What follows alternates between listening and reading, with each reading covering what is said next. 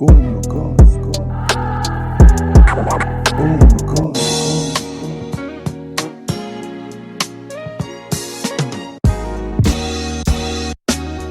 go. You know. Guna fam, what's good? We're back with a special guest, old timer. It's been a while. Sandile, what's happening, man? Welcome back. Glad to have you on in Yeah, these trying times. yeah, it's been a while, man. I think Arsenal haven't won since I haven't been coming back. So I just figured maybe for a little bit of luck for the Yeah. City game, let me just back for, for a little bit, Let's man. hope so. To be fair, I was chatting to Yeah, someone and then I haven't chatted to them in a while. And while I was chatting, I was like, look, our team's not that bad. And then they scored. I was like, look, we must chat more often. Then the other team scored. And I yeah, was like, nah, let's cancel that out. So let's hope you're a good omen. You're a good let's spark hope. for our team, man. But Yeah, might as well get straight into it. We're here to review. Well, it's been a while, so catch up, review a bit of the Everton game, and then talk about where we're gonna go in this December time. So, yeah, how you feeling about the prior results? And obviously, like Everton is just the build-up of everything that's going wrong. That's to be fair. I think if you yeah, analyze every game from Leicester to Everton, it's pretty much the same. And guys are yeah. talking, frustrations are high. So what's your take on the game and overall what's been happening in the club? Yeah.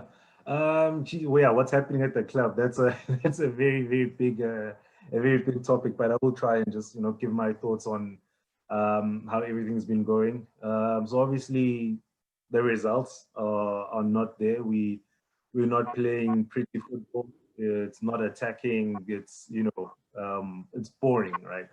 Yeah. So look, the performance obviously haven't really been up to scratch, right? That's kind of the main thing. And there's, for me, multiple factors for that as to why that is the case. Obviously, we saw Arteta when he came in, he won the FA Cup, won the Community Shield, playing a 3-4-3 that's a little bit more solid at the back. And yeah, we were looking all right. We were not playing exciting football. The football wasn't good, but we were winning. We were getting those one or two chances, and Aubameyang was putting them away. So that was good. And I think what has been the problem so far this season is that as much as we're not creating a lot of chances, the one or two chances that we were creating per game, Aubameyang was able to convert. Yeah, I guess Aubameyang was our main source of goals, so he was able to kind of convert those without many issues.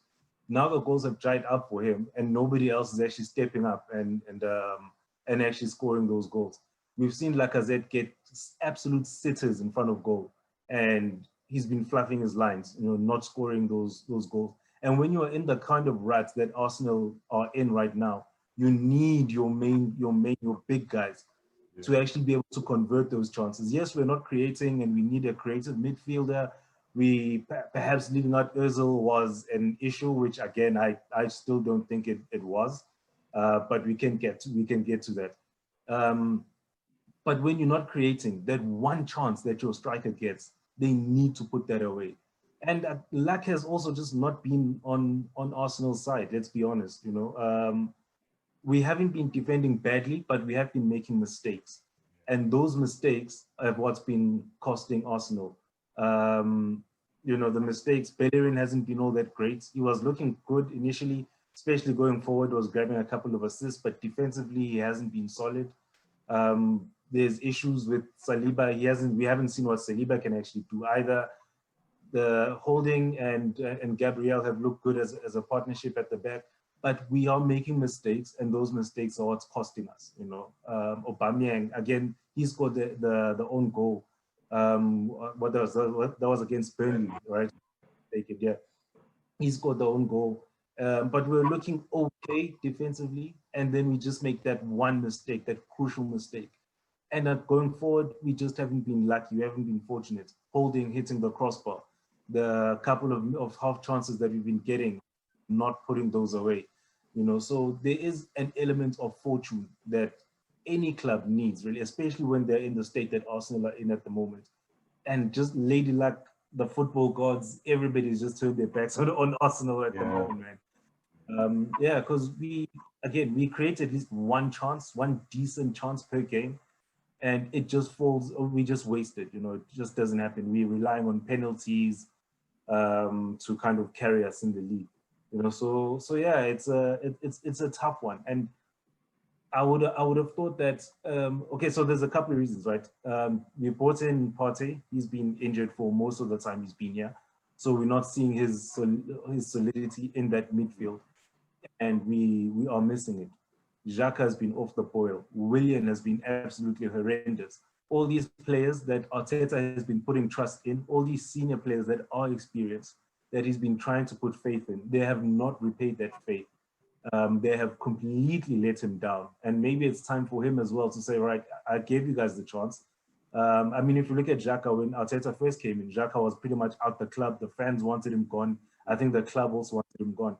Set him down, whatever conversation they had, he stayed, and he actually performed very well. He didn't suddenly turn into a class player, but he performed very, very well. He did what was needed to do. And of late, he has been letting the manager down completely. Same thing with Mustafi in terms of performances. When Arteta came in, his performances just went up. He was like a new signing. He was like a completely new player, and he was doing very well. And suddenly, all those performances have gone down. Aubameyang, sometimes he looks like he's not interested. He doesn't want to chase back. A lot of fans are calling for him to be played through the middle. I was like, well, what's the point? I guess I eventually came around because I understood that if your main attacking threat is not being used where most of the goals are going to be coming from, then we're not going to be scoring more. And again, yeah, he's just looked not interested in the past couple of games. And that's when you need somebody, especially your captain, to really step up and be the vocal on the field of play. For me, Aubameyang is our best player, but he's not necessarily captain material, right? So we've got somebody like a Tierney who can just be, he's a leader, he's a natural leader. And I feel he could easily become Arsenal captain. And yeah, man, that for me has kind of been where we are. Lack of luck, poor performances, the confidence obviously going down from the players. And then we are, it's so bad that we are relying on somebody, on a 19-year-old. Saka has been our main threat going forward, and that kid has got so much heart. He performs, regardless. He will run 90 minutes. They will try and kick him. They will bring him down, but he will keep on going, and that's commendable. And hopefully with Martinelli coming back as well from injury, and hopefully we see him against City, he's also kind of that player with that heart, with that spirit, who will run for 90 minutes and just run at players, track back, win the ball, try and go forward, try and create something, So yeah, I'm hopeful that and of course it boils down to Arteta, if he's willing to make those changes. Xhaka hasn't been performing well. And the fact that he actually didn't apologize either, or I didn't hear any apology coming from him to the fans for that needless, messed up red card that he got. And that's actually another thing. There's so much going on at Arsenal, man. Every time we start looking good, we make a mistake or we get a red card, and then we just to square one. Burnley, that happened. Gabriel's red card in the last game, was it against Everton? He wasn't. To be fair, he wasn't having a great game. Sorry, it was against Southampton. Yeah, it was against Southampton. We started looking. We were playing a lot better. And then that one mistake, with red card is off. Now we have to sit back and play on the counter. And all of those things, man, they've just been making life so much more difficult for Arteta, who it was difficult enough trying to bring Arsenal back without the issues that he has had. Without COVID-19, it would have been difficult. Remember, he still hasn't had a proper preseason. So he's trying to work what he has while trying to implement his ideas. So we're playing with a back three. We know that he wants to either go 4-3-3 or 4-2-3-1. But when he is trying to go with the back four and play the way he wants us to play, he gets an injury to Partey. He couldn't really control that. So now the main guy who is supposed to be holding that, who's supposed to be the glue in our midfield, is no longer there. So he still persisted with the 4-3-3, but it wasn't working. So now we see him reverting back to a 3-4-3. And again, all of these changes, he's trying to implement his tactics while working with what he has. And yeah, it's just been a very difficult thing to come into for any manager, let alone one who is so inexperienced, going into his first job. And So all the teams are also playing, you know what I mean? And we're just getting exposed, to be fair, because we always knew Arsenal had a mistake in them. Let's be fair, we yeah, know that about us. But I think Arteta, the one thing I'd like to say thank you for not a lot of negativity. And, it's nice, it's refreshing, but the one thing is our play has looked a bit lackluster, but there was one aspect I've noticed. We're not losing games like we've lost. You know what I mean? There's always a chance, always an element. It just comes down to player quality, decision making, stuff that a coach can't really control. The discipline on the pitch. Xhaka, Gabriel doing two soft yellow cards, but on another day you would have got away with one of them at least. So it's uncontrollable things from his side. But yeah, as you said, like these players now, now it's like the manager's under pressure along with the players. So going forward, we got two big games, Chelsea or City in the cup, which I don't know if he's going to field a strong squad. And then we got Chelsea yeah, on the weekend. And from what you've been saying, obviously, he's trying to change maybe less crosses, try to go more direct with using Pepe, at least Pepe's in and Saka as well. But obviously changing that play, what do you think more needs to be done? The big issue is Pachi's gone. I don't know when he's coming back. And you are right, that's played a pivotal role because right now it's Ceballos, Willock, Elneny that we kind of have in the midfield with Xhaka out. So, you can't say those names with confidence, you know what I mean?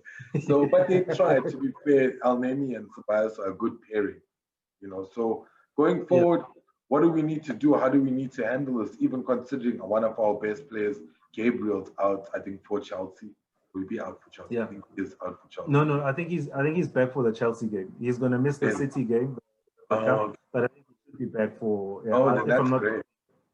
yeah, because he didn't get a straight red, so it was 2 yellow cards, and I think that means just a one match ban. But I could be wrong. We'll just have to check that. Yeah. But look, I think you mentioned a few things there, right? In terms of the negativity and how I'm not as negative as I should be, perhaps. Yeah. The thing is, when Wenger left, I knew it was going to be a difficult process to get Arsenal back to where they needed to be. And I was glad that Emery came and went before we went with Arteta. Arteta, I trust. I think he'll be a good manager. I think he'll be a great manager, whether it's at Arsenal or elsewhere. But the reason I'm not too negative is because I expected a lot of turbulence. I expected it to be very difficult for anybody to come in post-Wenger. I didn't expect us to be 15 or losing some of the games that we've been losing, but it was always going to be difficult, So that's one thing. In terms of what we need to do, the one thing that I feel Arteta needs to do, tactics aside, right? Because right now you could field anybody and, things just won't go his way. What he really needs to do from my side is I feel players like Pepe are being tied down to defending too much, and they're not playing their natural game. Pepe stays on the halfway line. He is the outball. He can take players on, cut inside from the halfway line. He plays way too wide for my liking. And then sometimes you've got Bellerin or whoever the right back or the right wing back underlapping. So coming inside, leaving Pepe to hold the width on the right. He's not going to be very effective in that way. He needs to be more central. He needs to be closer to the striker because he's got his left foot is amazing, man. He can curl the ball into the top corner. He can strike it well. He can get a cross in, but he's not being effective because he's been asked to stay too wide and be the one who's supplying the crosses from the right. When you can actually just have an overlapping right wing back being the one to get those crosses in, and him being a little bit more central. So yeah, that's one thing. Just unleashing Pepe a little bit more, bringing him closer to the goal, allow him to shoot. Don't just try and work the ball into the box all the time. Take a shot. We saw. I think it was Saka once when he moved to the right. I can't remember which game it was. It might have been the Everton game. Could be the Southampton. But once he moved to the right, he was a little bit inside. He was taking more shots. He was trying. There was one direct free kick that he went for. It didn't work out. but that shows the confidence that he has, and that's what we need from Pepe. I feel Pepe is a confidence player, and if he believes he's got the backing of the manager, and the manager really just makes sure he's getting not even the best out of him, get 70% out of Pepe, he will do the rest. He will get himself up to that 100%. But play him closer to the, that's one thing. And it's just building confidence in the players, you know. Our midfield is lacking, absolutely lacking. I think Partey makes El Neni look really good. And to be fair to El Neni, I think since he's come back, he has looked a better player than he was before he went out on loan. He's looked a much better player. And I think he's actually playing with a little bit more confidence as well. But we need Partey in that midfield. We need somebody like Ceballos. He is probably our most creative midfielder at this stage, you know. So yeah, that for me is what needs to happen. Just instill a little bit of confidence. And that's all. And yes, the games against Chelsea is going to be important, but for me, not as important as I think the 5 games after that, going into the transfer window and beyond. I think we've got West Brom, we've got Newcastle, Crystal Palace, and I think one other team. Those are the games that are really going to that are going to save Arsenal's season, basically. We need to go and win those games. If we win those games, the confidence starts coming back. Because after that, I think we've got City in the league, we've got Man United, but some really difficult games are going to come after that. And if we are not taking full advantage with those games, getting the confidence back, getting Aubameyang scoring again, getting Pepe scoring again or assisting, taking players on, beating them, using his pace, then we are definitely going to get relegated. Because yeah, those games after the January period, the games after that, if we are going in with the form that we have now, with the lack of confidence that Aubameyang, that Pepe has, you know, we're definitely going to struggle, and we are really going to be relegation candidates. You know, so yeah. No, It's a big January. It's a massive January for Arsenal. And I've not really been one to subscribe to the notion that the Cronkies need to put money in. They need to let Arsenal spend money. We need to spend more money. They've spent money. They bought Lacazette in and Aubameyang in the same season. They bought Pepe in. They bought Partey in. And all of this while we have been absolutely appalling at how we manage the people that we have at the club. We let Sanchez go for pretty much nothing because we didn't really get anything for him. We got Mkhitaryan, who also left on a free. We've got Ramsey, who left with one of our best midfielders. The player that we need right now is Ramsey with those late runs. And that's the guy we chose to let go for free. Torreira's out on loan, Gindu out on loan. Mustafi's going to leave for free. Kolasinac going to leave for free. Özil's going to leave for free. All of these players. So we're saying that the Kroenkes must spend money, but when they give us the money, we're not managing it very well. As a businessman, I wouldn't want to pump money into that either, you know. So yeah, there's just so much wrong with Arsenal at the moment, man. And we might. Yeah. Carry on. We might. Okay, so it might like blow up on Arteta's face. That's what I was about. Everything behind the scenes needs to be sorted out. Yeah. Edu needs to get his shit together as well, man. I know he might have brought in Gabriel. He brought in Martinelli as well. And Willian. Yeah, he brought Willian in and David Luiz, actually. Yeah. You know? So yeah, those two are positives, and it looks like we're going the right direction. But my thing is, those are both Brazilian players. In his former job, it was his job to know about Brazilian players, bringing them to the national team, seeing them through. So until we actually see him taking quality players from Europe or Africa, wherever, you know, outside of Brazil, though, that's going to be the true test for him. Can he find those players, and can he bring them in, especially with the scouting department with the 55 redundancies and cutting the scouting budgets and all of that, you know. That's going to be the true test for me anyway, to see if Edu is the right man for the job. Right now, yeah, Martinelli, great player, he's Brazilian. Edu was supposed to know about him anyway. Gabriel, another one. It was supposed to know about him, but Shobozlai, or however you pronounce that guy's name, why weren't we going in for him, man? 25 million pounds for a player that is clearly quality. And apparently we didn't even try and move for him, you know? And we want to spend money on Awa, and again, asking the Cronkies, release money so that we can buy Awa. But you had a player of 25 million. Yes, I'm not saying he would have come to Arsenal. He probably would have ended up at Leipzig anyway. But let's go in for it. Let's show that, you know, yeah. Just show some ambition, man. Go for it. Memphis Depay. I know he's probably going to end up with Barcelona or something, but let's actually make a bid for him. Let's make him make that Even decision. that Ben Rama dude, you know, like that. Ben dude, Rama, another one, you know. But yeah, man, there's a lot that is wrong with Arsenal. It's easy to say, oh, it's Arteta or it's the players. That's one of the questions I was gonna ask was, now do all of those things that you're saying just make what Arteta doing so much harder and so much of pressure on? Because a lot of those decisions was him in the mix too. You know, letting go of Guendouzi, Torreira, shutting out Ozil. You know what I mean? Maybe not the return on the players, like obviously Ramsey and guys like that. We should have got big return, but that was the regime, you could say, you know, Raul and all of the old guys before. So now, but now you can see Edu and them is finding it hard to let go of these players. In the last transfer window, we couldn't drop most of these guys. Now we're sitting with a squad that we thought would last us.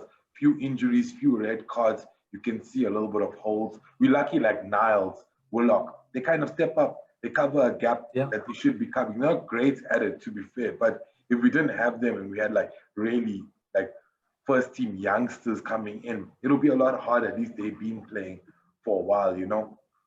So that the thing is like, now that make Arteta, like it all's coming down. Like the next question is, should he stay or is it time for him to go? In terms of all of the stuff that's going on, is he like overwhelmed or is it just a period we have to like bear through? As you said in Jan, if we win 5 in this league, if we win 3 in a row, we're gonna go somewhere. That's what it looks like. Everton won 3, Tottenham won like 3 before they start losing. United, you know what I mean? If you just win 3, get 9 points, you'll definitely move up to higher rankings. So is it that type of time where we just got to grin and bear it because he's under a lot of pressure and these decisions put him there with the managerial role, with everything, or is he just out of his depth? And you know, how do you feel? Like, you know, because now I hear people calling for the sack. I feel bad for him. To be honest, I really feel bad. Like, no manager has been through this. Like your first job, bro. Like your first ever, you know? Exactly. And you're getting this kind of response from the players during such a shitty season, you know, all factors included, you know. And I think a lot of people don't see it like that, but I'm just the host, you know. I need to express that sometimes it's how you see it and how you feel it. What was your take on how it's going? The season is an odd one. I mean, look at Tottenham, perfect example. I think they were top of the league and they lost like 2 games and now they find themselves sitting on 6th or something like that. So it's very easy to go down. So coming up is probably going to be just as easy. I know I say that with inverted commas because of the form that Arsenal are in.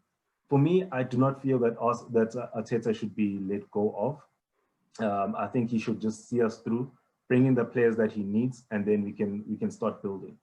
That decision for Guendouzi, for whatever reason, didn't want to apologize or his attitude was bad. I'm assuming that the thing was they're going to send him out on loan. He'll have a good season, similar to Torreira, and increase his market value so that they can sell them on and bring in whoever Arteta actually wants. Whether it was a good decision in hindsight, it looks like it might not have been, because Guendouzi is a player that likes to pass forward. He is a guy that has a lot of heart. You know, I've always liked him, always thought he's captain material, even if he could just sort out his attitude. So those decisions perhaps didn't go the way Arteta saw them going right now. Even Torreira, I don't think Torreira is having the greatest season at Atletico. He's finding it difficult to break into the starting 11. So yeah, their value is probably going to go down a little bit rather than going up, you know. So that's one that he has to, you know, put his chest out as he says it and say, cool, I made a mistake there. Ozil as well, he says it was footballing reasons, so that's what we as the fans take as the truth. I don't believe it is the case. I think there's some politics in the in the boardrooms that resulted in Ozil not being included in the squad.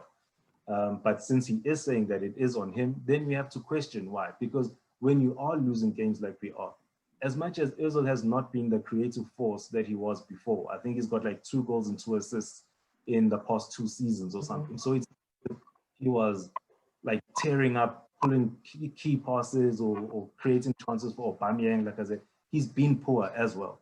So, but because things are so bad and the fact that we are not creating as much, it's easy to say, oh, we need Ozil. But there's no guarantee that he would have made any changes either. But I understand the fans that do say Ozil should be included. He made a mistake. Fine. You know, it's neither here or there. We don't know how it would be if he was there, or well, we know how it's like now that he's not. But yeah, so there's that. Some decisions haven't really worked out in his favor. Some signings have been injured as well. That hasn't helped. The red cards, the ill discipline, that hasn't helped. And then I look at it and think, okay, let me entertain this notion of Arteta being fired, this hashtag Arteta out thing. Who do we bring in? Because Allegri is a top-class manager. He probably is not going to want to come in mid-season when we are going through the spell that we are going through right now. He's going to want to come in, have a preseason, get his ideas in, get the players that he wants in, and then be able to build from there. Pochettino, another who's unemployed, he's probably not going to come back to Arsenal. He was a coach at Espanyol, and one of the reasons that were reported that he won't go to Barcelona is because of his loyalty to Espanyol. So if that's the kind of guy that he is, because of his loyalty to Spurs, he's probably not going to come to Arsenal either. You know, somebody like I've heard Brendan Rodgers' name being banned about. Brendan Rodgers has got a good project going on at Leicester. I don't see him wanting to leave that to come to an Arsenal side that is struggling so much. And again, coming in mid-season where it's January, it's difficult to get players. It's difficult to kind of, while the team is struggling, to actually put your ideas in place without having a preseason. So no, I don't think Arteta should be fired or let go of. Keep him. See what he does. Give him the January window. Bring in, I honestly think we're about 1 midfielder short. And obviously all our players back from injury. But we are 1 midfielder short that can actually take players on centrally and be that catalyst to drive us forward in the central areas. That will probably free up the attention that Pepe gets. That will free up the attention that somebody like an Aubameyang gets as well. Because now there's somebody else centrally that's going to be able to make those key passes, take players on, go through the lines, break the lines with those passes as well, you know. Bring in that sort of player, whether it's Buendia, I've heard of him being thrown out from Norwich, whether it's getting Awa, going back in for Awa, anybody that the manager is the player that he needs, that's the guy that we need to get. I don't care what Edu says, I don't care what anybody else says. If Arteta says he wants that particular player, that's the player we should get. Then we'll be able to really judge how good a manager Arteta actually is. Because if he's failing then we know that, okay, let's get rid of him. End of the season, hopefully we don't get relegated. And then we can actually look at bringing in another manager. Because no top-class manager, I can guarantee you, it's going to be very difficult unless we throw a lot of money at him. But no top-class manager is going to leave a position where their clubs are doing well, they've got a good recruitment, and leave that for Arsenal. A side where that just spends money on breaking their transfer records on Pepe, who's not performing. They're letting Ozil go for free, who has been one of the best number 10s in the world. We're letting him go for free. Half of our center backs are not good enough and they're going for free. Which manager is going to want to come into that situation? We just need to grind it out, trust the process, as Arteta says, get the right people in to actually support him, because he's new to the managerial role. And then you've also got Edu, who's new to being head of football, head of whatever his role is. Yeah, he's new to that, and it's going to be difficult for both of them to actually come in and implement their ideas. I think Arteta is an ambitious coach. Him actually coming out and saying that he wants to win the Champions League by next season shows how ambitious he is. He hasn't had a preseason. He came in where, I know we went to Dubai, but that was what, a week, 2 weeks. You can't implement your ideas in that short period of time. The pandemic hasn't helped. I'm sure Arsenal wanted to make bigger moves in the transfer market. But because it was so volatile, they didn't know what was going to be happening, able to spend as much. We're not getting the money from the fans coming into the stadiums. So it makes life a whole lot more difficult. No manager will be able to, with the limited experience or with no experience, come into the Arsenal situation and be able to change it for the better, better than what Arteta's been doing right now. So Momentary as well. We're yeah, gonna fly high, but I think those problems still exist, and he's trying to sort it out. It's just as you said, I think it's a big part. Luck hasn't been on our side, to be fair. It's been very definitely. unfortunate decision makings, but you're right, man. There is a process happening, and he's trying. And the thing is, we become more solid. But if we get one or two players, I think it's just how we feel our football's dropped. Like in terms of creativity going up front, but there's nothing we can really do because these are quality players either way. And I think, and as you said, like these decisions in hindsight, they seem bad, but if we were 10th or 6th or something like that with a better form, they'll be like, yeah, Guendouzi can go, Torreira can go. We love El Exactly. Neni right now. So I think we're very emotional as a fan base, and it's Yeah. tough to see that it takes time. And he's only been in, this is his first season, his first 14 games in a new season. And I think we forget we knocked on his door at like 2 o'clock in the morning, dragged him out of his Yeah. house, like, dude, we want you as Arsenal manager. So it's different. I think if the club did such to him and he came in at also a similar time as this, like when he came in, wasn't the best time at Arsenal, who gave us hope again. But it's a new season, a new start. It's only fair, I feel, out of courtesy to let him spend the whole season. And when you're in a rough patch, I think that's what made us like Wenger. Whenever we were down, he was able to bring us back no matter where we were. And I think it's only right that you should give this guy the opportunity to do that. Like we down Yeah. these decisions that made it, give him the opportunity to bring us back, maybe irrespective of whether he's young, old, but as an experience, you want to do that. You want to leave on a good note to not get sacked or be one. But I think it's only encouraging, because now if we start winning, as you said, if we win against Chelsea, maybe get a result against City, and then Jan, we win all our games. Come up with a month of winning all our games, 4 points. Confidence comes back. He knows he can do some stuff. Maybe get the transfers in that he needs. So, Yeah. you never know. And not to give him that opportunity, I feel it's unfair, but I get where the frustrations lie. But we were frustrated from the time Wenger was there till he left, Emre, you know what I mean? We just got to Yeah. bear and grin with it. And it's a tough time. December's never been, Yeah. we can never say we've had a great, maybe invincible time, but still during that time, it was a tough period we went through to continue through it. So December's never been the greatest for us, it's not our month, Yeah. you Yeah. know? But in Yeah. Jan, do you have any players that you'd like to see personally? I suppose we didn't end our transfer weekly, eh? And and then going into Chelsea, man, is there any players you think that will be able to get us a result there from our team right now? Just to give us some confidence. Yeah. Look, going into Jan for me, I don't think there's a specific. I mean, there's a couple of players who are running down their contracts. That I feel we might not necessarily get them, but we should be trying to get them. Somebody like an Alaba. Alaba's not going to come to Arsenal. We know that, but why not try? Why not see what it would take to kind of make him think about it? Somebody like Depay, who I've mentioned as well, great player. He's probably not going to come, but make him make that decision. And there's Otavia. I think there's Otavia who plays for Porto. I was looking at it just the other day, and I think he could be somebody that can be that midfield catalyst to drive Arsenal forward in a way that Bruno Fernandes came from, was it Benfica or wherever he came from in Portugal, and came and he really changed how Man United or he changed their fortunes. So perhaps Otavia could be that player, but ultimately anybody that Arteta wants, and Arteta feels that that's the player that's going to be able to change our fortunes, that's the player we should try and get. I could sit here and say, I want Coutinho, I want Mbappe, I want all these players, but it's besides the point. It needs to be realistic as well. So if Arteta gives you a list of 3 names, that these are the guys that I want, go for the first one. Try everything to get him. If not, then try and land on the second. If not, the third. But get somebody in, especially in midfield. We've got Partey in.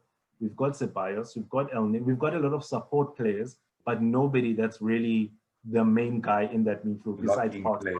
That 10, a kind Yeah. of 10, but I don't know what's the Yeah, modern day number for it, but yeah. No, we just need an attacking number 8, basically, similar to what Ramsey used to do. Yeah. Ramsey, ball back, then run like the length of the field to get to the other side, making those late runs into the box, scoring goals, getting assists, that kind of stuff. And that's what we're missing right now.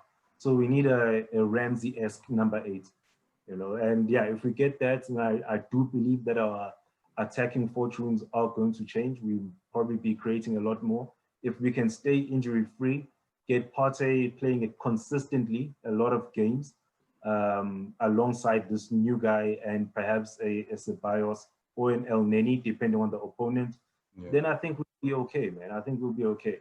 Going to the Chelsea game, look, I don't think there's one player right now on Arsenal's current form that can change the games for us. It needs to be a collective effort. It needs to be, everybody needs to be defending as a unit and attacking as a unit. Perhaps taking a risk with leaving Aubameyang up front or leaving somebody like Pepe or both of them up front, so that when we are breaking, because we know Chelsea is going to attack with their fullbacks, so with that, when we are breaking, we are able to look for those players, find those passes over the top, and get them running on goal, and using their pace. So I don't think there's an individual player that can really change Arsenal's fortunes within the squad right now. It needs to be a collective. There might be one moment of brilliance from one player, but it needs to be a collective that's going to take Arsenal out of this mess, including Arteta with the players that he picks. If he continues with Xhaka and continues with Willian, then I don't see much changing.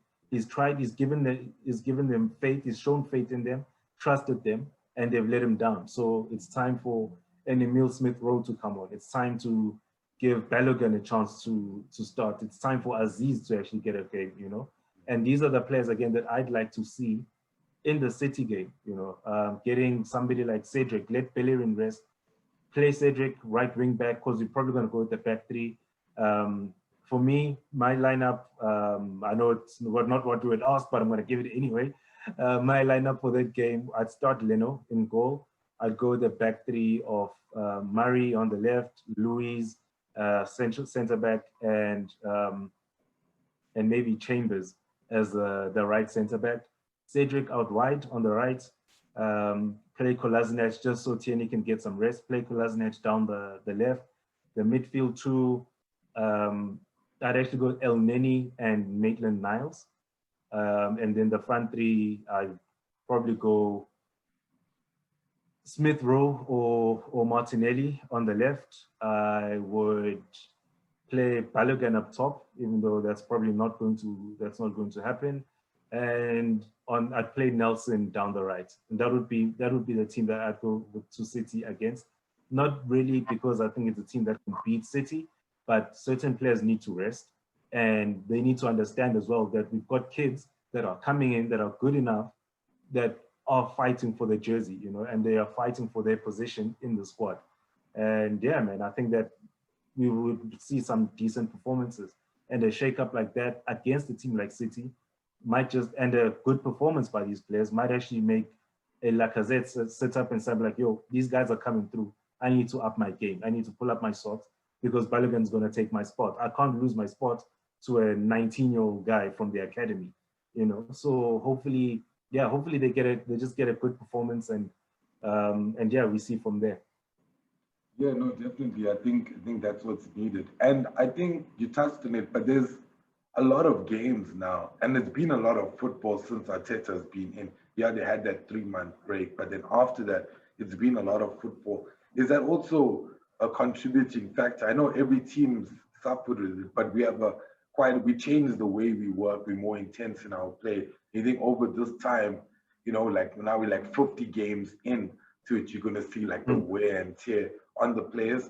And do you think a return in Partey will change our season or change the way we play? Because it feels like we missed him a hell of a lot, And Yeah. then I have like a Yeah. last few questions, like a quick fire Yeah. one before we end it. Cool. Yeah, we definitely missed Partey in that midfield. We bought him to be that main guy in that midfield. And when he's not there, even before he arrived, you could just see that our midfield wasn't strong enough. And we always knew that.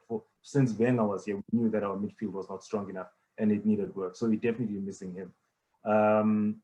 Yeah, look, again, it goes back to the preseason thing. Arteta didn't have a preseason, a real proper preseason. So right now he's playing every 3 days.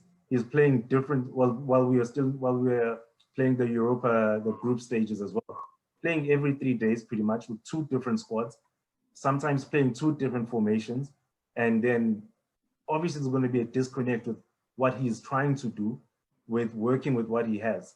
Trying to, get all of that into that it's not going to be easy because you play the game on Saturday or on Sunday. You play on Sunday.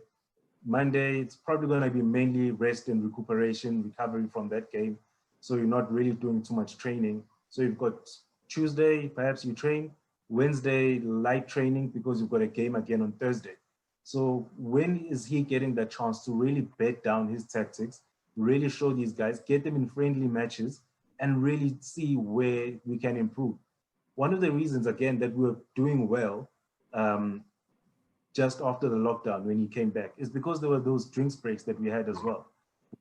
He'd actually have coaching sessions during the game and actually tell, no, do this, you run there, do this, this is how you should play.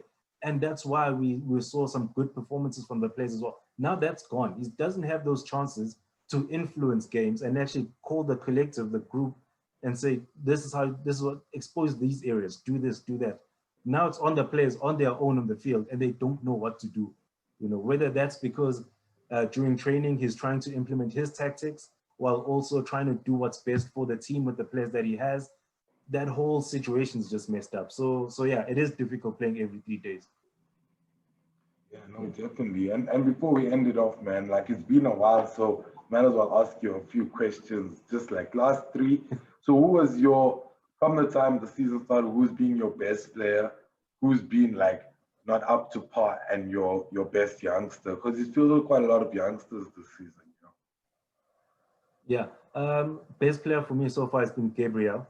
Reason for that is because he's just come in from the Farmers League, the league that's called the Farmers League in France, and he's been the best Arsenal defender of the bunch. I think he won Player of the Month two months in a row. And he's just been absolutely solid, and he's still very, very young. I think he's like 22 or 23. Yeah. So that bodes well for him. And so for me, he's been an absolute beast of a signing. Young player, it has to be Saka, just because again we're not seeing a lot of the other players coming through, except in the Europa League. He's been the mainstay in the Premier League and getting the most creative and player that we have. Willian has been absolutely missing the mark. In fact, for the worst player so far, I could give it to all our senior players. I don't think Aubameyang's been performing. Lacazette hasn't been performing. Willian hasn't been performing. Xhaka hasn't been performing. Luiz, Mustafi, Bellerin, all these players, all the senior players have not been performing. Willian probably the worst of the bunch. But yeah, those Gabriel player of the season so far for me, Saka, the young player of the season, and Willian and the rest of the senior players have been absolutely shocking. Definitely. Because it's only 14 games in, imagine. Times, COVID times. But Sandile, thanks for joining us, sharing your views. It's been a nice catch up. Hopefully we'll catch you for future games, big games this week and going forward. So a lot to see, a lot to talk about, I suppose. But it's Sandile. Yeah. It's me, Kish. It's Gunakas Ese. We are.